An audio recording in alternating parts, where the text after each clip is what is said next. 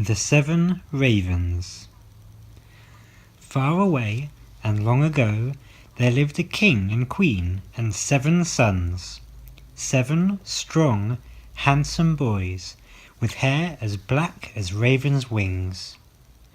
Their 8th child was a girl, raven-haired like her brothers, but, unlike her brothers, she was born sickly and small.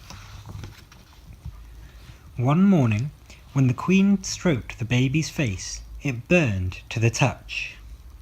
"She has a fever," said the king. "We need cold water to cool her down." "We'll get some," offered the oldest prince. His 6 brothers nodded, eager to help. "Water from the spring will be the coldest." The princes took a jug and dashed off. The path was narrow and twisted between trees, so they were almost at the spring before they saw an old man. They didn't know it, but he was an enchanter, and a very bad-tempered one at that. As they squeezed past, one of the princes accidentally stepped on the man's toes. "Ow!" howled the man furiously. "You clumsy clods! Why don't you look where you're putting those big feet of yours?" His mouth twisted in a sour smile. "Perhaps you should try flying instead." And he pointed a long, bony finger.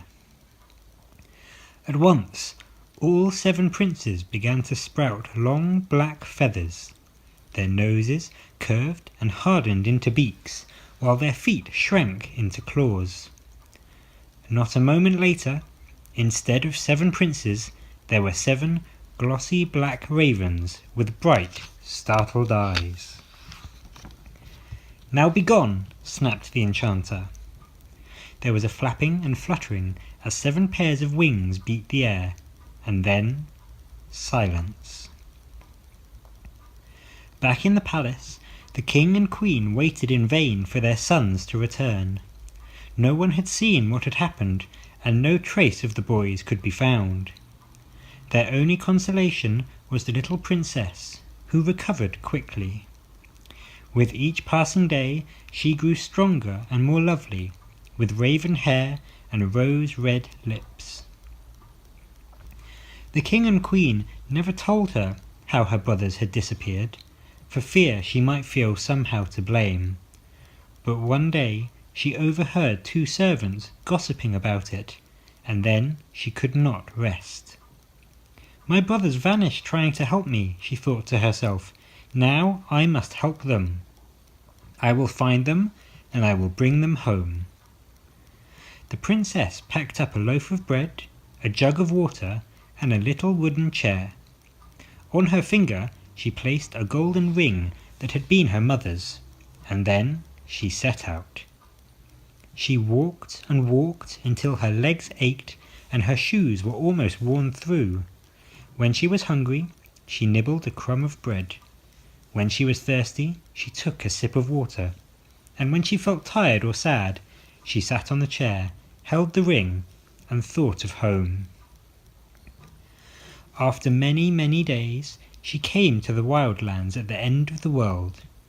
All around were rocks and thorn bushes, but of her brothers there was no sign.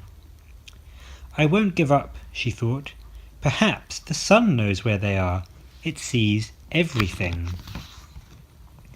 She began to walk towards the sun, but it blazed down at her so fiercely that her face began to burn, and she had to turn away. "I'll ask the moon instead," she told herself. But the moon frowned on her so coldly that her fingers began to turn blue. She was almost in despair when she heard a distant whispering. "Come to us," called 100 faint, silvery voices. "We can help you." The stars were speaking to her. She followed the noise and found the stars, each sitting and sparkling on its own little chair. She sat down on her chair and rested while the morning star, which was the brightest, spoke. "An enchanter turned your brothers into ravens and banished them to live inside the glass mountain. But you can rescue them if you are brave. The mountain is tall and treacherous, and you will need a key of bone to enter." The princess felt something in her hand. She looked down and saw a chicken bone. "Oh, thank you," she cried, taking the bone and tucking it carefully into her pocket. The way to the glass mountain lay through gloomy ravines and dark forests, but the princess went on with a light heart. Now she knew she was on the right path. At last she came to the mountain. Its jagged, glassy slopes glittered like diamonds, rising up steeply to a high, distant peak. The princess reached out and touched a gleaming ridge. It was as sharp as a knife. She swallowed hard. "If I fall, I shall be cut to pieces." Slowly, carefully, she began to climb. The glass was icy cold and horribly slippery. Sometimes it groaned and cracked under her weight. Once or twice she held her breath as a piece broke away and tumbled down the mountainside to shatter far below. Just beneath the summit she came to a door. "This must be it," she exclaimed. She reached into her pocket to pull out the bone, but her fingers were so stiff and so tired that she couldn't hold on to it. "No!" she cried, as the bone fell through the air, bounced once, twice, and then broke into splinters. "Now what shall I do?" she thought, gazing sadly down at her hands. Her fingers were so thin you could see the bones beneath the skin, for she had finished her bread and water long ago, and there had been nothing to eat since. "I wonder." She stretched out her little finger and tried it in the keyhole. Click! The door swung open. Now she found herself in a sparkling cave, high above the world. It was so bright she had to blink. A shape stirred in the glitter.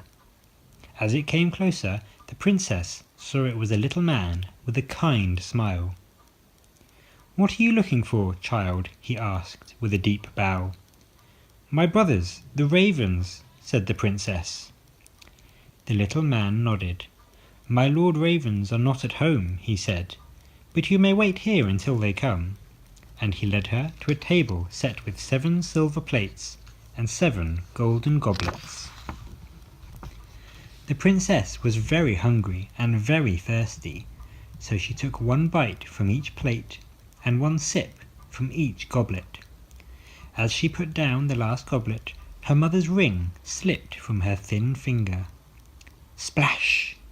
The ring fell into the drink, but the princess didn't notice because, just then, there was another, louder noise. A rushing, a whirring. Like wings, she thought, her heart racing. "My lord ravens have come home," announced the man, going to the door. Feeling suddenly shy, the princess stepped back into the shadows. One by one, each raven flew in to take its place at the table. "Who has been eating from my plate?" croaked one. "Who has drunk from my goblet?" called another. "Is there a thief among us?" But the oldest and wisest of the ravens looked all around the cave with twinkling eyes and shook its black feathered head. Then it knocked over its goblet, so the golden ring spilled out and rolled across the table. "It is our sister, the princess, come to set us free," he cried. "Welcome, sister, come and join us." The princess stepped from her hiding place, her hand stretched out in greeting. As she touched each bird, it was transformed into a raven-haired prince, until she was surrounded by her 7 long-lost brothers. Then there was much hugging and talking and delight, and even more when they returned to the king and queen, and they all lived happily together for the rest of their days.